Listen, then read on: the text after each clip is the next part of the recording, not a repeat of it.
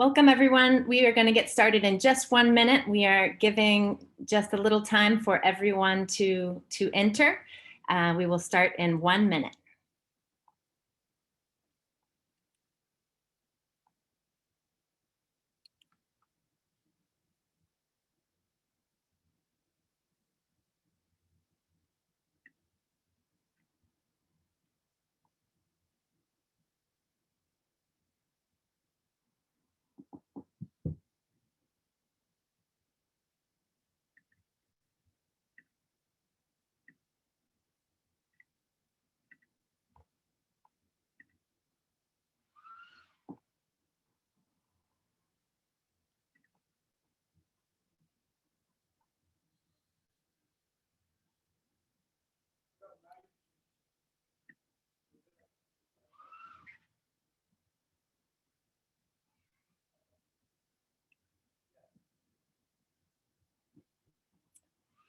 Hello, everyone. Welcome, and thank you for joining us for this webinar to set some expectations for fall 2021 study abroad. The goal for today is to speak briefly about what you can expect for study abroad in fall 2021 in respect to where we currently are in the global pandemic.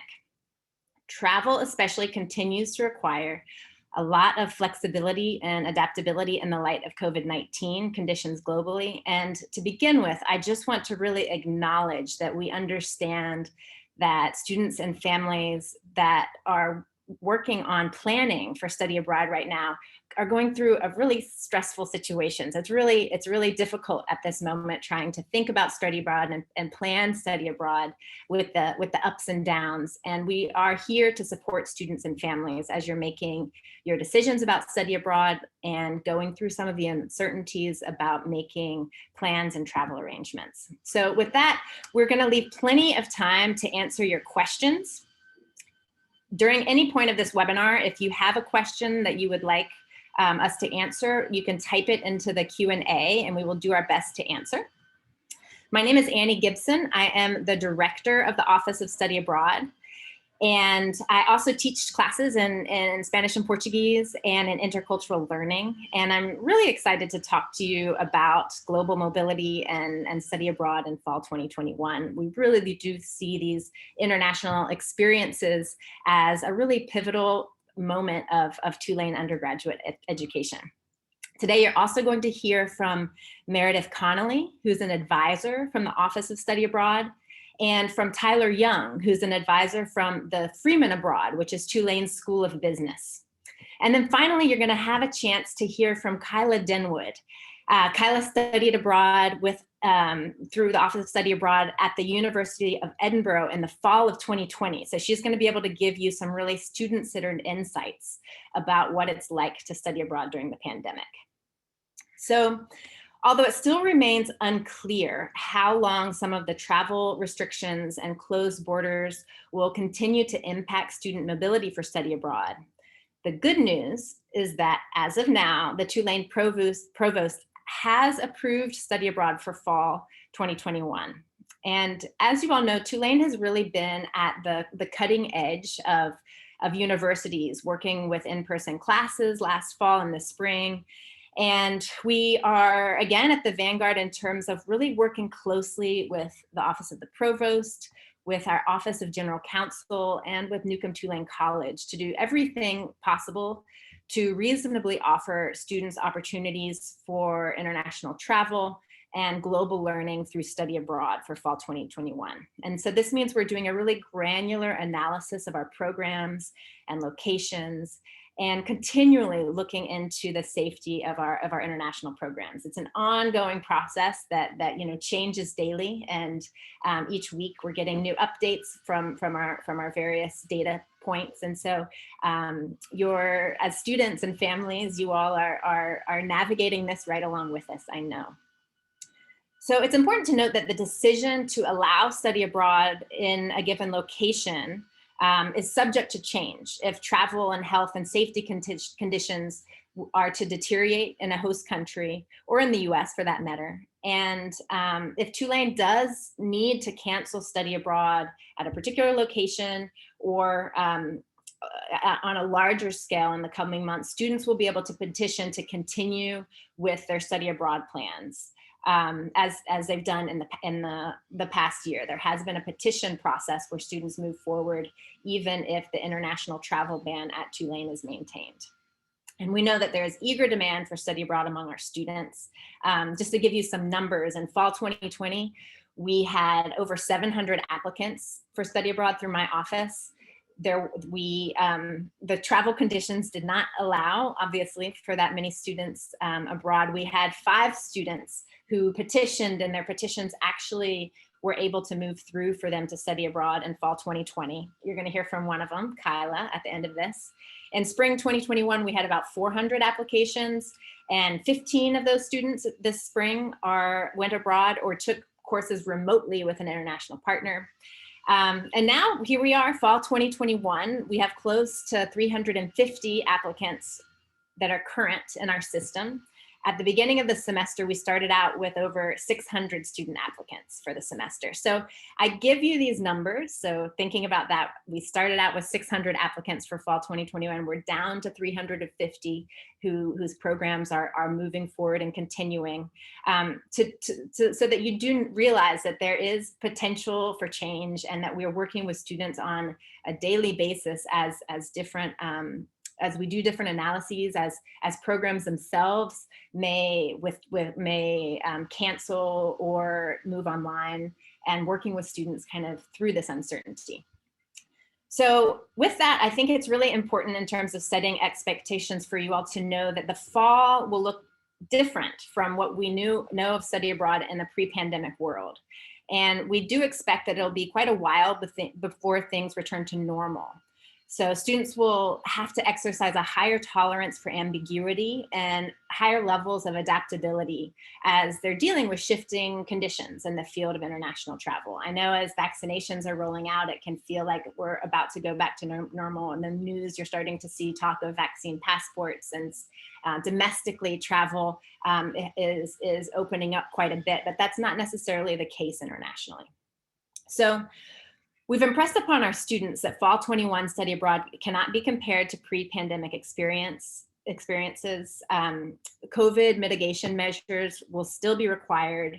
There may be program modifications, there could be interruptions or cancellations, that they're still possible, often with very little warning.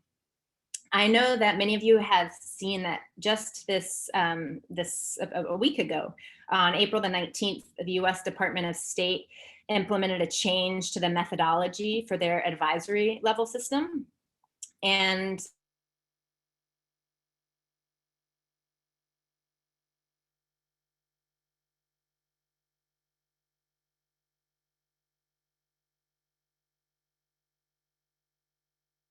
the DOS was to add some further weight to the CDC. So basically peg the Center for Disease Control advisories to the Department of State advisories to make those advisories closer.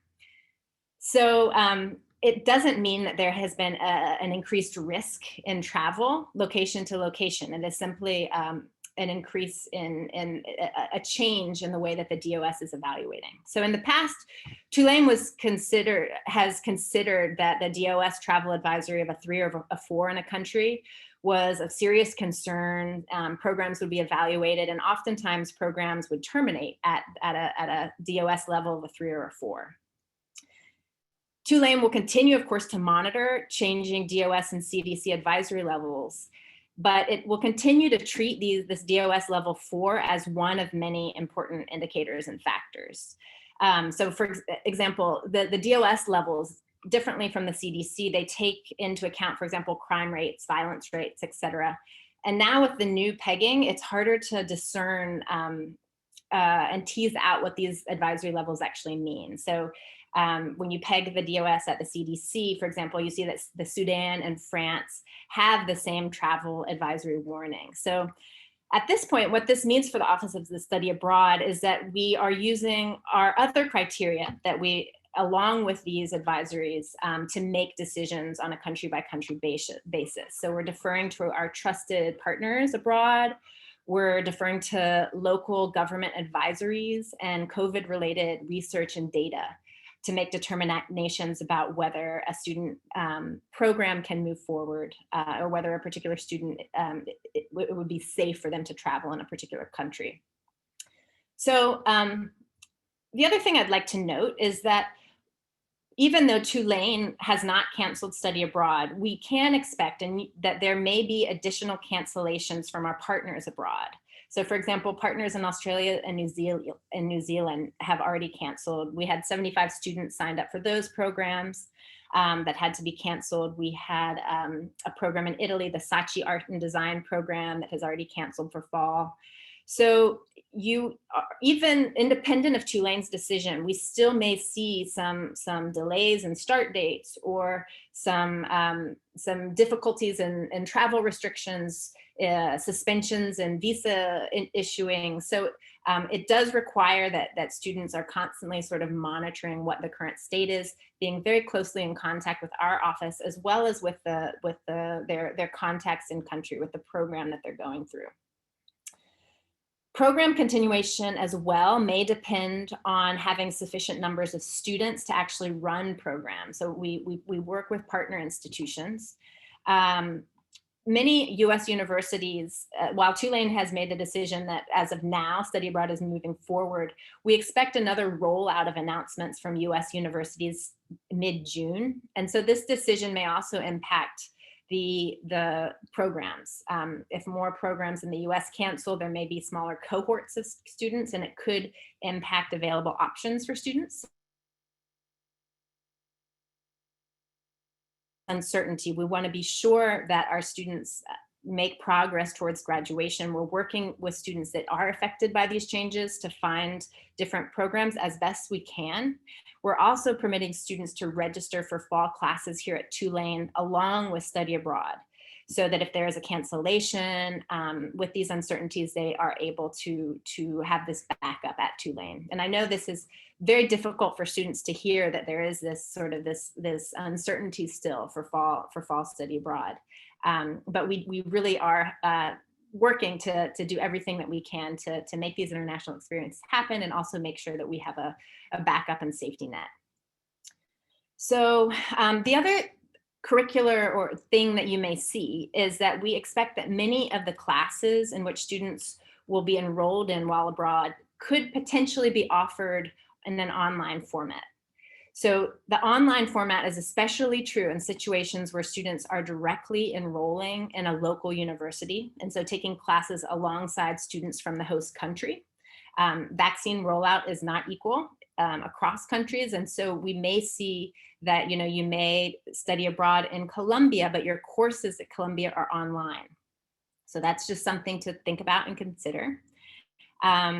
We have a stronger possibility of in-person classes with some of our Office of Study Abroad programs that are through a study abroad provider, where students are taking courses at an autonomous study center.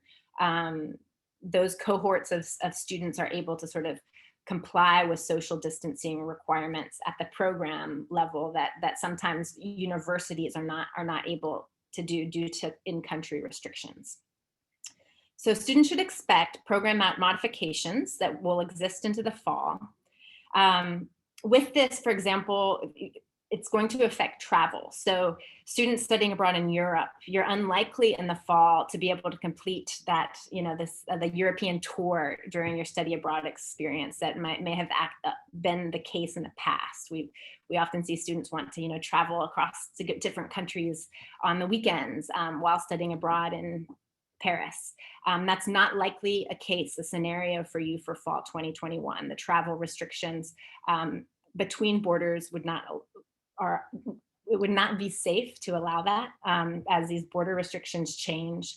And in fact, there may be places that you would study abroad where there might be even regional restrictions within your host country.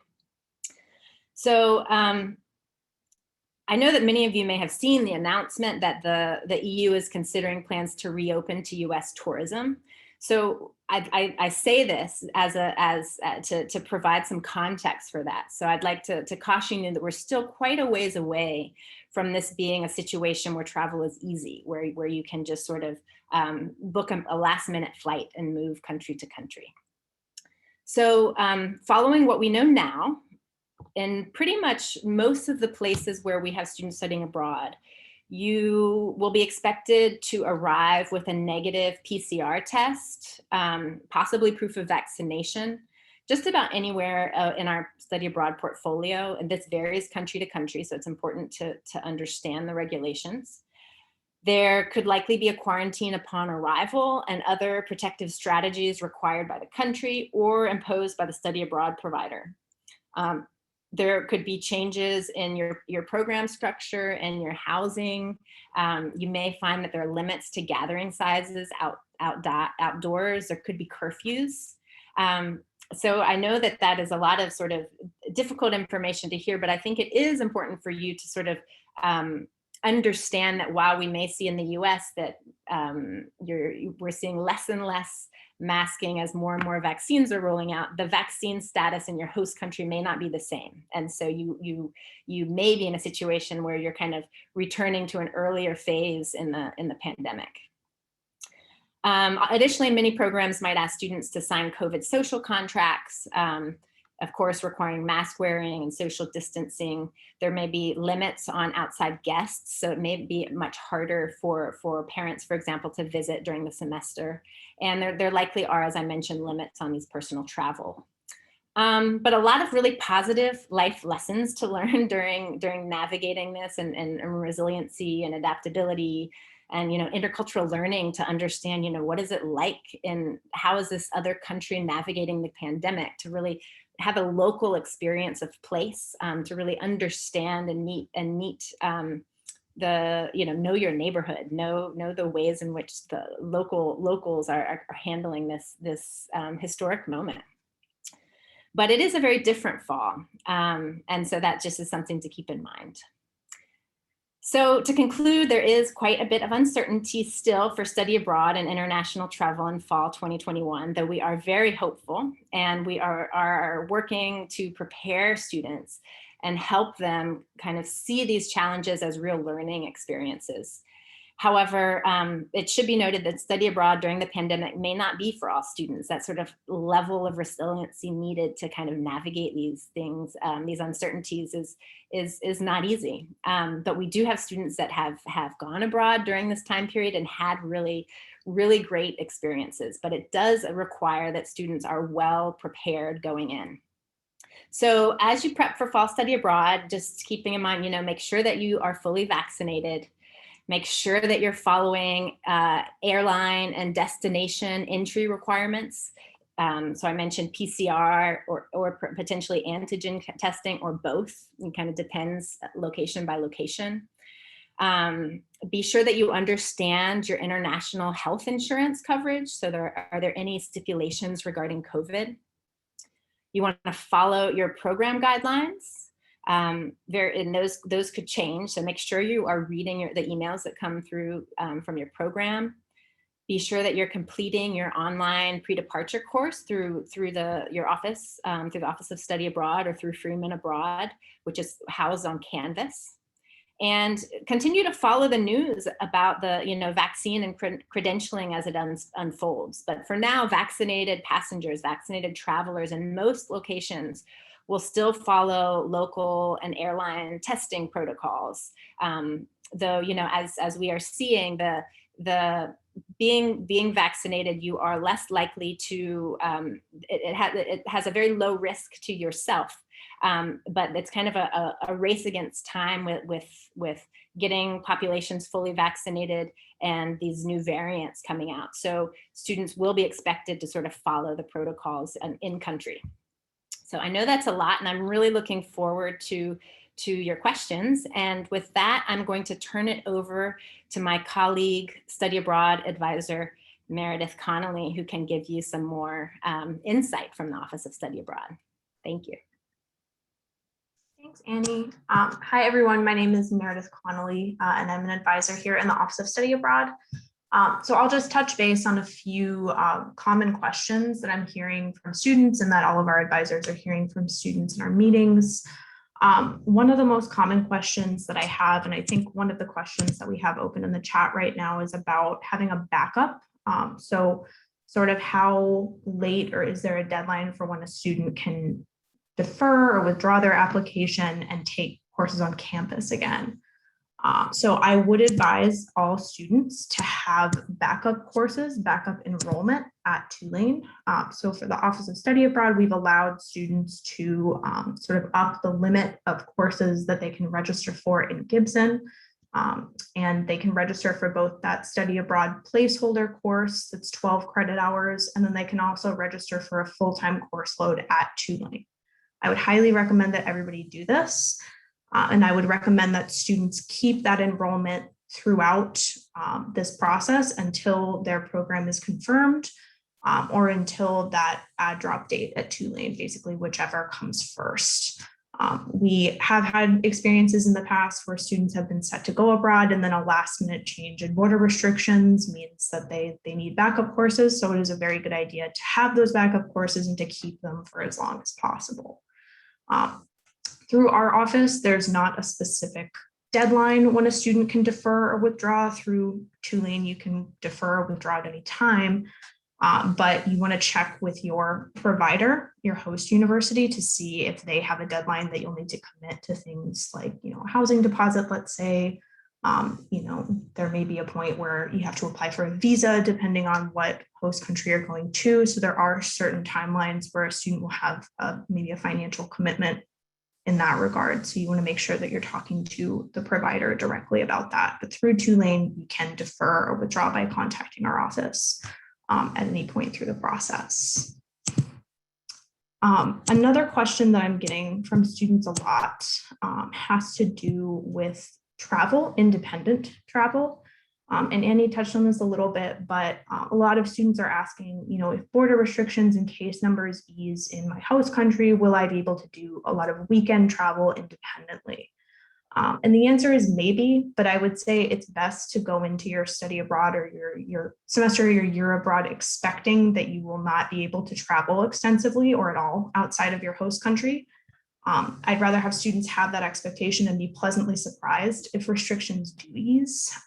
Just in short, it is possible that things change and you're allowed to travel on a US passport within a lot of different countries, but you shouldn't plan your semester around the idea of that because there are some countries that even if they're admitting tourists have a quarantine in place. A lot of our program providers are having students sign behavioral contracts saying that they're not going to travel independently outside of the program.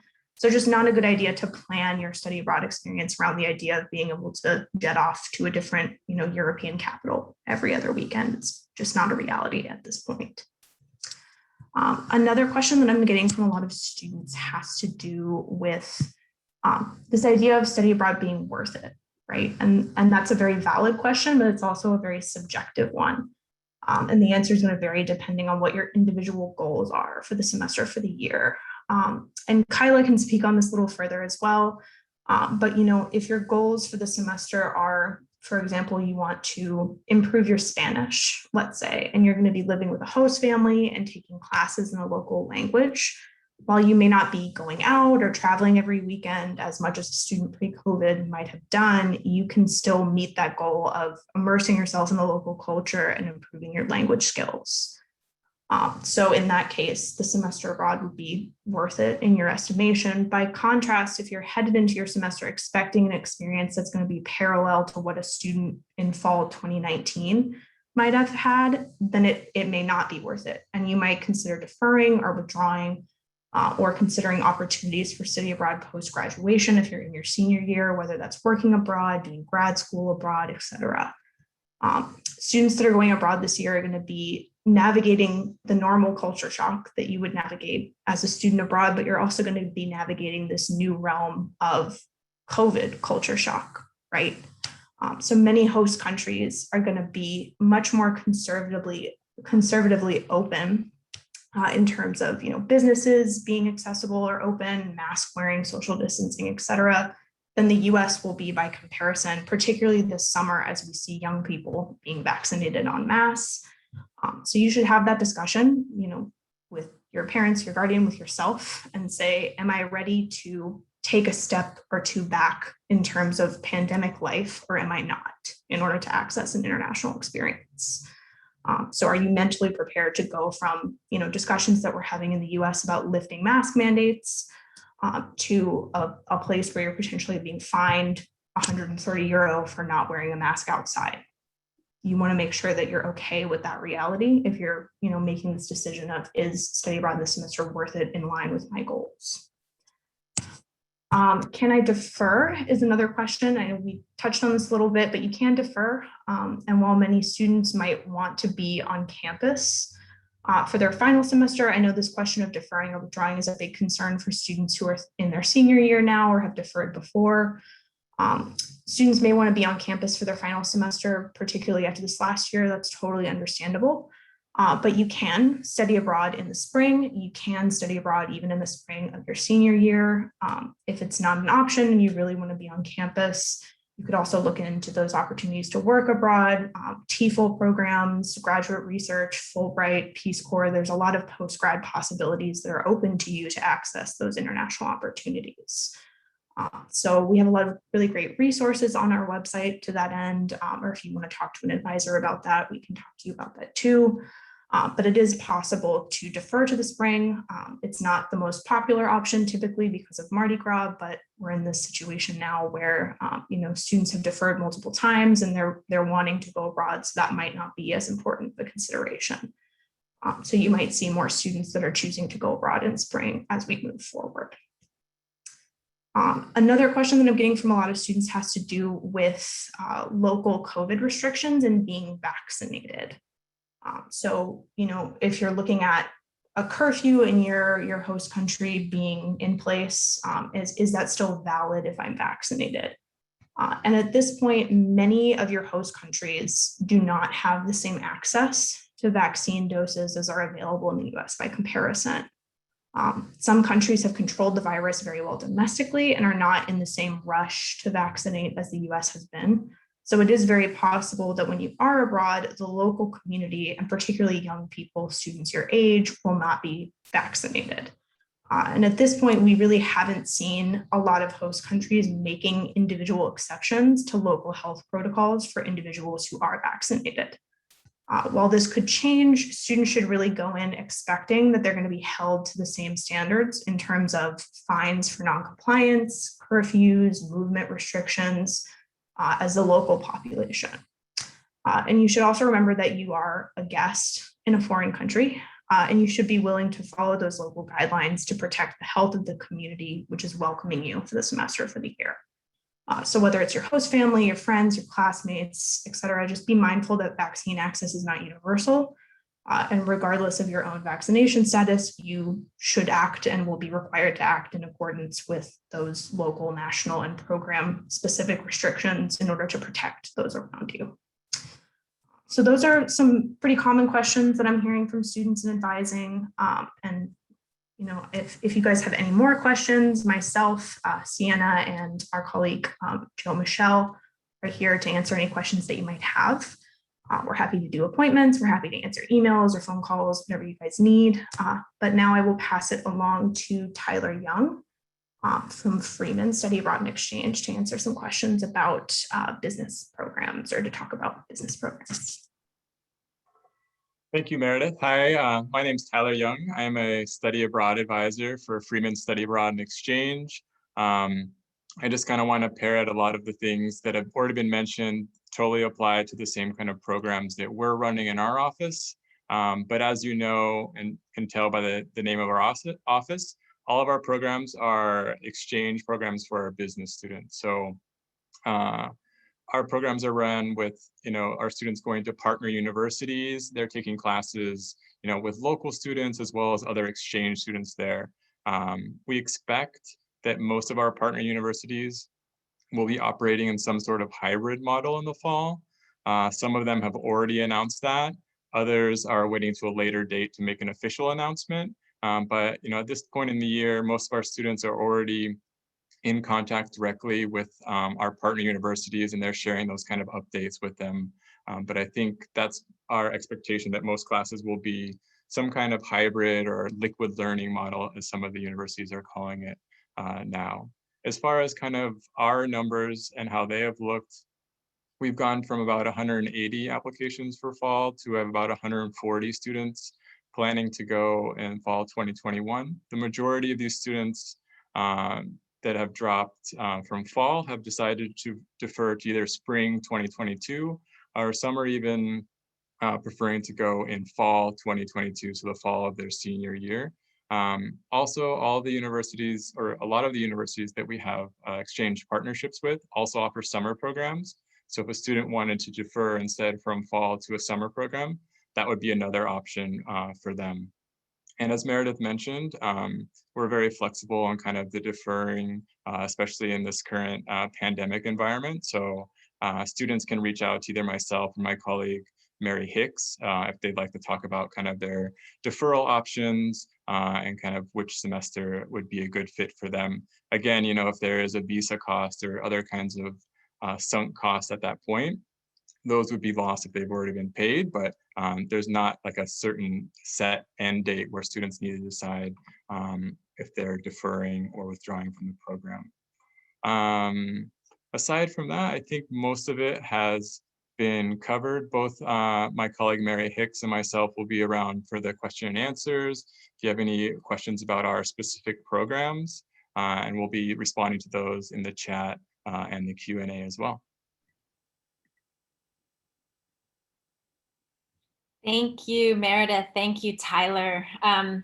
Now I'm going to introduce you to Kyla Dinwood. This is the most exciting part of this, because you actually get to hear from a student, one of our students who petitioned and was approved to study abroad during the pandemic in fall of 2020. She is a senior undergraduate at Tulane, pursuing a dual degree in economics and international development and a minor in Spanish. So with that, Kyla, take it away. So much, Annie. It's an honor to be speaking with you guys today. As Annie said, I'm a senior at Tulane, and I fall 2020. I'm at the University of Edinburgh.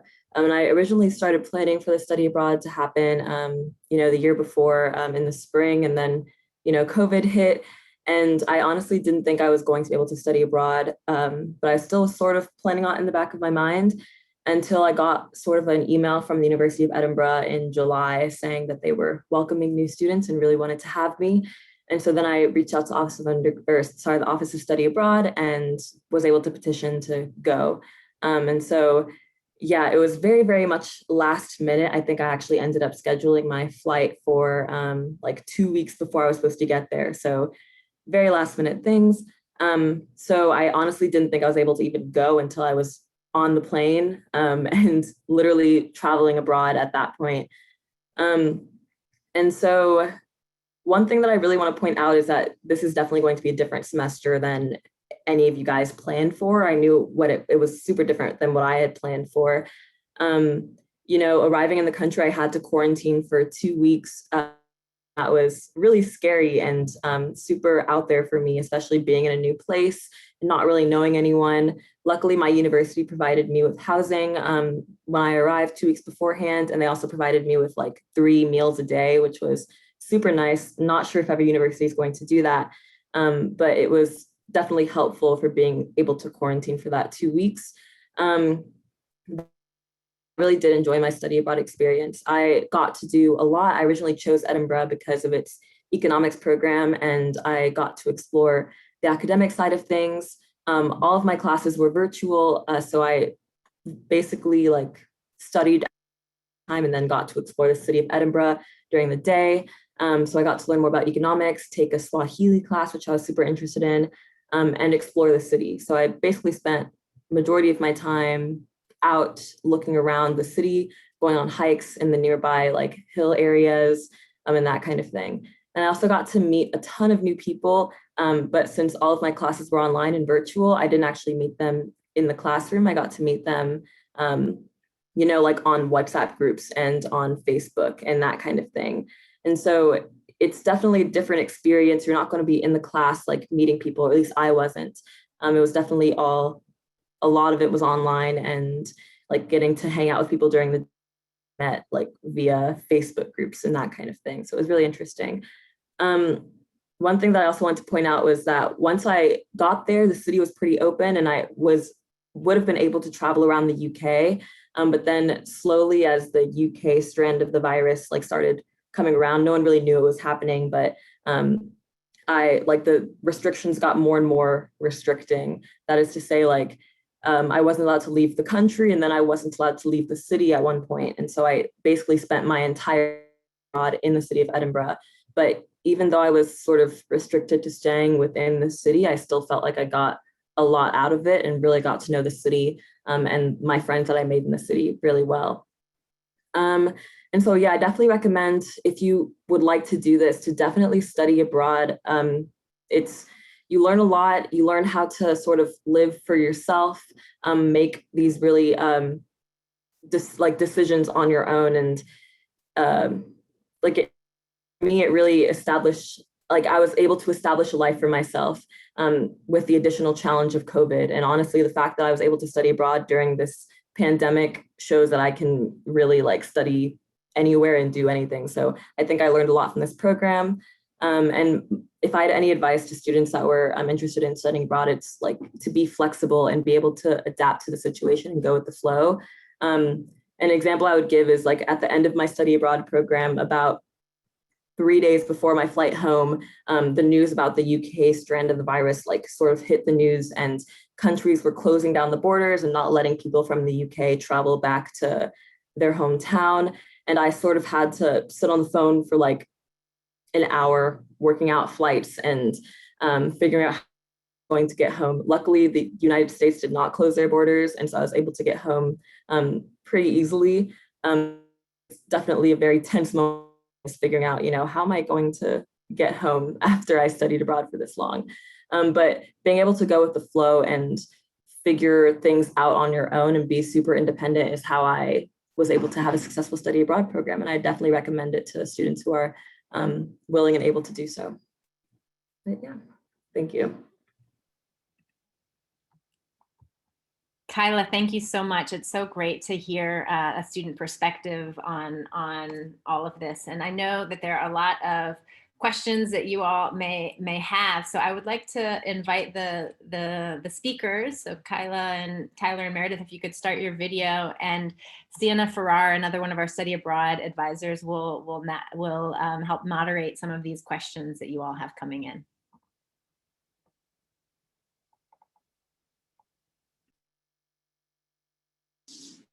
Hi, y'all. So one of the questions that we got in the chat was about housing. If there are late cancellations, what are the implications for housing for students who are scheduled to study abroad? I guess Annie. Sure, I can talk about this. This is often a big concern to students, how to figure out housing options. So we work there's on-campus and there's off-campus housing. So students in off-campus housing, it can be tricky if you're trying to figure out, can I sublet, can I not sublet? And that is going to vary location to location. On-campus housing is also, there's the deadline for on-campus housing. I don't have the deadline off the top of my head. We are in contact. So the Residential Life contacts me on a pretty regular basis and says, what do you think the status is with study abroad? Are we expecting students? So there's question mark. We can't guarantee on-campus housing for study abroad that is canceled, though we do everything that we can to sort of support students. But that is a concern.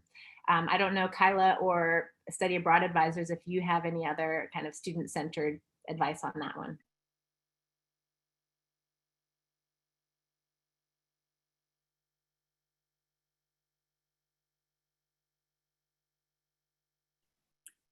Okay. What is the final date when students need to decide if they will need to go or commit to Tulane on-campus classes? There's not a hard date on that. It is going to likely depend more on your program. So there may be particular dates that you have to commit to your program where you have sort of non-recoverable costs. And that deadline you would need to follow for being registered for Tulane courses. We are letting students stay enrolled as long as there is still kind of uncertainty with their program. Once your program goes, then that would you'll need to unenroll. So you're not charged, or you don't have those on your record. And so the registrar comes back to us every now and again and asks, where are we with numbers? What are things looking like? And so we're also sending the registrar these kind of constant updates on who's withdrawn, who's deferred, and they will reach out to you if they see that, well, you've withdrawn in our system, but we still see that you're registered for study abroad away. So it's just kind of a constant back and forth. I guess absolute is if you're taking classes at Tulane on campus, you need to follow the deadlines for that. So there are cases where a program start date might be later than the drop add period for the fall semester for Tulane. And so if that's the case, those are tricky cases, right? Because you have to, if your program is not scheduled to start until say October, there is that gamble that you're making that you may miss out on enrolling in starting the semester on time. The deadline for Tulane courses for the enrollment that you have as a backup is basically the Tulane add drop deadline. So that would be the date to drop through the registrar's office without financial responsibility for those courses. You just want to make sure you know what the add drop date is for the backup courses and keep them as long as you can.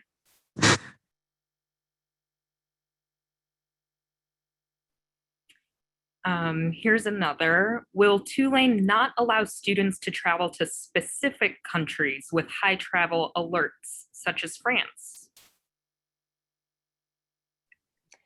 So the 80% of the world is on high travel alert right now. So we're with those new DOS advisories that I was explaining, pretty much the whole world, 80% is on a level 4.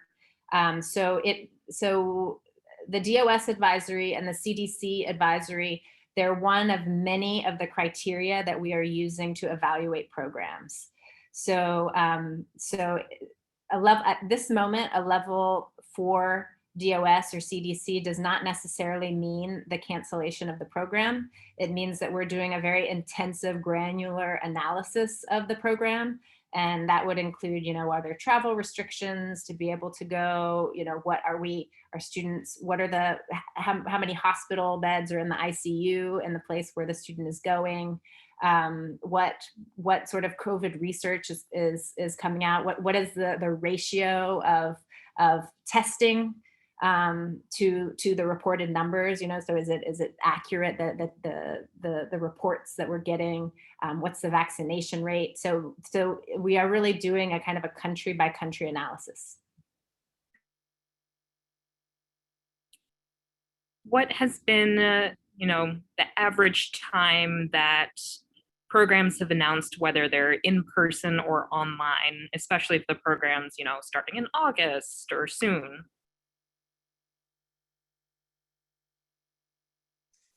I would say there isn't really an average. It really depends on the program. A lot of our partners at direct enroll universities, meaning the student is functioning as an international student at a pre-existing university abroad, a lot of our direct enroll partners are being more cautious in terms of having return to on-campus operations than we have seen in the US by comparison.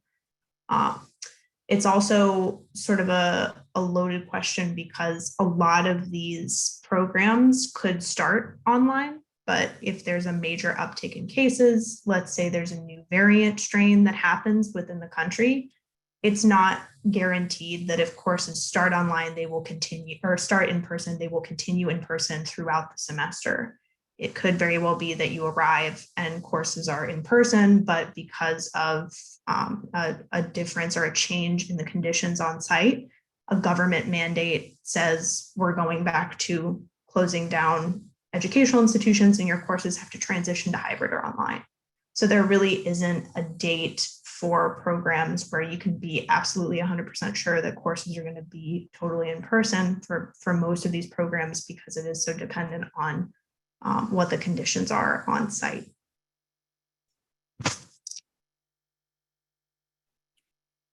This one is for Kyla. What would you do to prepare that you didn't do? That is a good question. I think I would have been more prepared in bringing the right things that I needed to quarantine for 2 weeks, and also figuring out how to get food during that period. So like, I know I was fed for 2 weeks, or yeah, for the 2 weeks that I was in quarantine. But like coming out of quarantine and figuring out how to get, or like cups for my kitchen was probably super helpful. So I would recommend like looking at majority of like the grocery stores that I found were able to deliver. And so looking at those and figuring out what I need. Do I need a specific credit card number, like a UK phone number to get the groceries that I needed, as well as making sure that you remember to pack your toothbrush. That was a problem with me. I forgot my toothbrush, and it wasn't really hard to get one while you're in quarantine. So that was probably something I would recommend, is just remembering to pack everything and then figuring out how to get food once you're there.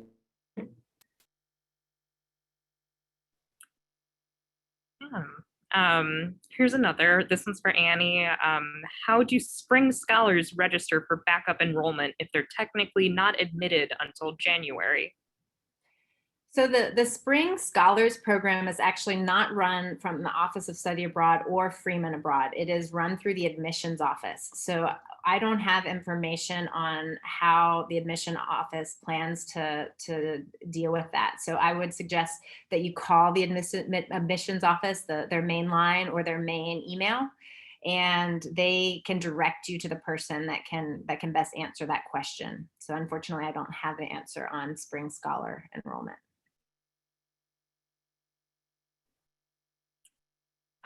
Are students pulling out of specific regions? Some programs are very popular, like DIS Copenhagen. Are you more optimistic that some of the smaller European countries will have all adults vaccinated by the end of the summer?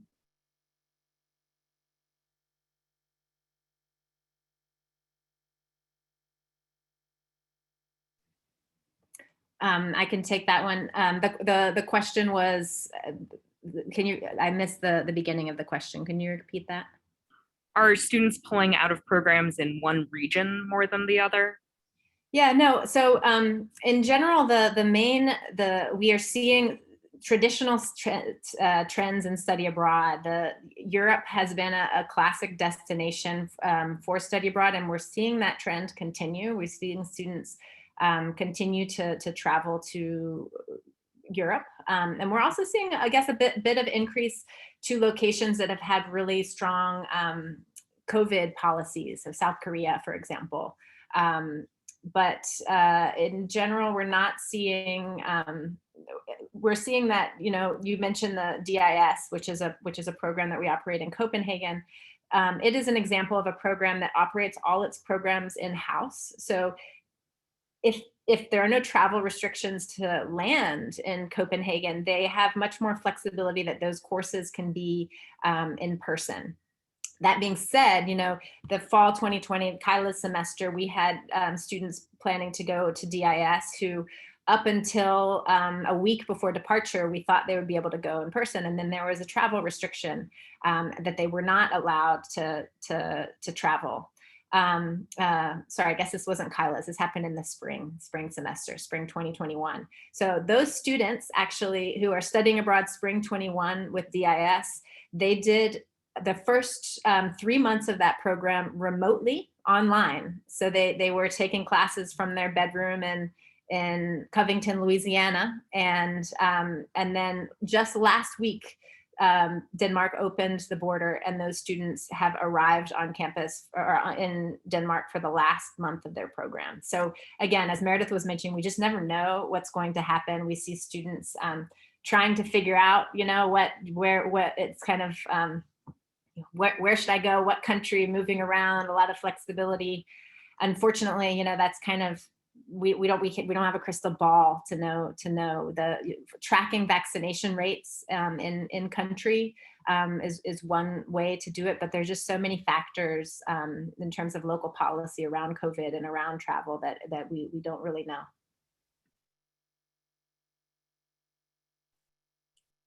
What are some good resources for finding out on the ground information, such as if you're in Italy, can you travel around within it? What are the conditions in Spain? What are some of your go-to resources as advisors that you give to students? I would say the embassy website, the U.S. Embassy website of your host country is a good place to look for information on what travel restrictions and what like curfews are in place. For example, I've sent some of those resources to students in Spain, Italy, and France. They have a lot of good information laid out about, tests required on entry, et cetera. Also travel.state.gov is another State Department resource that you can use for information about what conditions are like on the ground. And your provider or host university as well, whoever your contact is through the program too.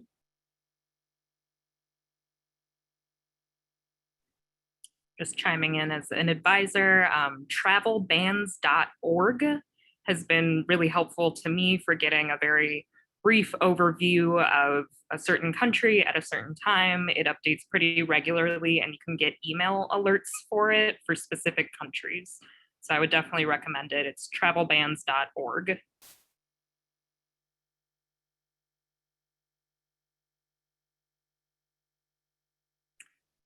Here's another one.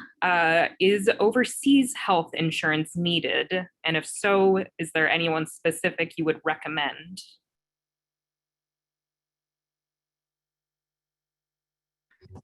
Sorry, I was typing a response to this and I got distracted. But for our office, students have 3 options for health insurance, and health insurance both internationally and domestically in the US, in case you have to come back to the US for treatment, is required. So our students can choose from program insurance. So if you're on a CIEE program, for example, you get insurance through the program automatically.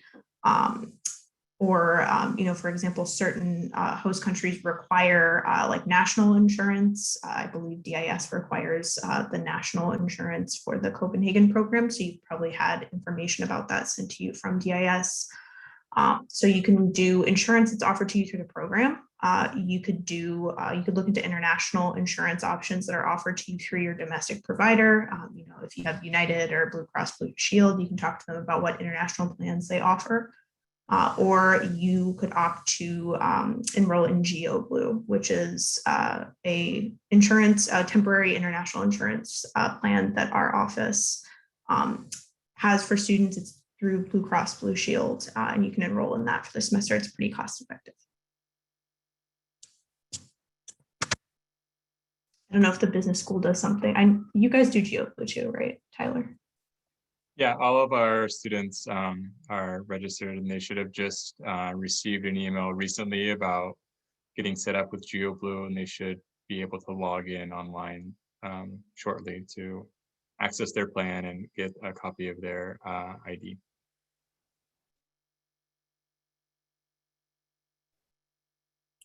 All right, we have time for one more question. If you have any, please put them in the Q&A at this time.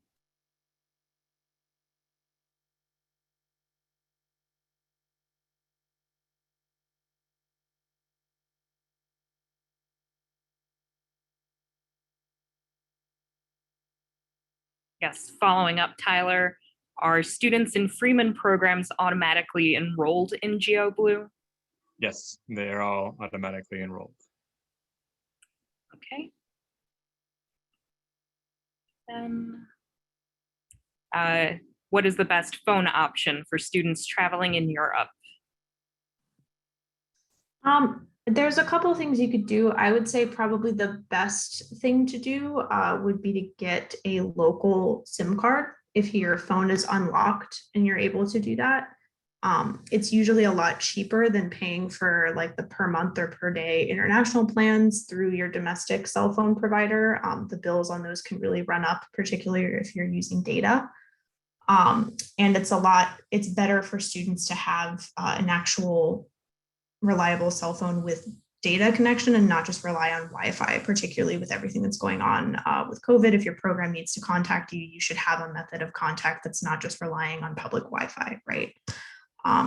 It's also the best way to get in contact and meet local people. You know, if you're in Spain and you're using a US number, no Spanish person is going to want to call you or text you on the US number because it's not going to work right or it's going to cost them money, right? So it's a lot easier for you to have a local SIM if you can get it and your phone is unlocked. Sometimes it's not always possible because you have to have your phone paid off in some cases to have it unlocked. So you can put the new SIM card in it so it's not under contract. If you have like an older phone that you've paid off, you could use that and just take that with you to have the SIM card in it, pop it in and just use your old phone if you have one. So that's the best option, I think, is the local SIM card. You can usually buy them in the airport. You know, they're pretty easy to find and they don't cost very much money and you can just reload them as you need more data. The other app that I would recommend that all students download is WhatsApp. If you're unfamiliar with it, that much of the world kind of communicates through WhatsApp rather than through phone. And so voice messaging and texting through WhatsApp is very common. So if you do keep your whether you get a SIM card or your regular cell phone line, it's likely that you'll be communicating through WhatsApp.